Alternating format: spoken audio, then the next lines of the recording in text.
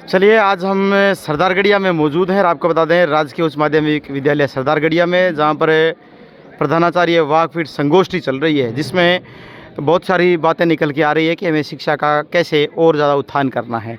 नामांकन वृद्धि पर काफ़ी फोकस रहा है और हमारे प्रारंभिक शिक्षा अधिकारी जो हैं वो भी हमारे बीच हैं और भार्गव जी अपना व्याख्यान दे रहे थे, तो उनका गला भर आया और उन्होंने कहा कि मेरे मित्रों, आप संख्या बढ़ाओ स्कूलों में, कि स्कूलों में नामांकन कम ना हो। तो चलिए, हमारे साथ पन्नालाल जी कडेला साहब सर करेंगे। सबसे पहले सर, आज के आयोजन के बारे में बताएं। मेरे ख्याल से सार्थक है आपका आयोजन।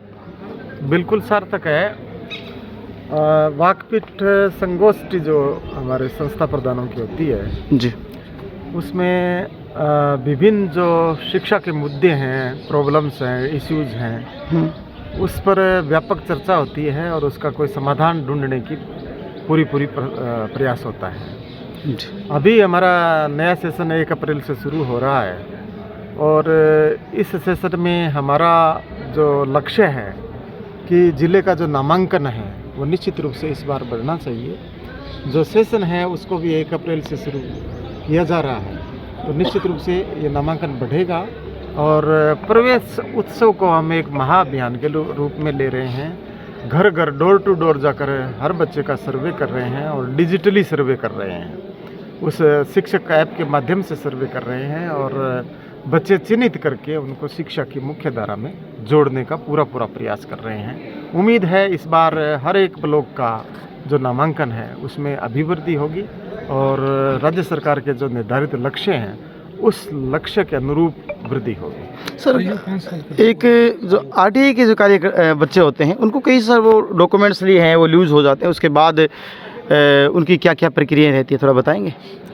आरटीई के जो बच्चे होते हैं, यानी निजी स्कूलों में जो आरटी का एक्ट है उसमें निजी स्कूलों में जो इनिशियल क्लास होती है, इस बार ये 3+, 4+ और 5+ आयु वर्ग के जो बच्चे हैं, एलकेजी, यूकेजी और नर्सरी के जो बच्चे हैं और कक्षा 1 के बच्चे हैं, उनको इनिशियल क्लास में मानना है।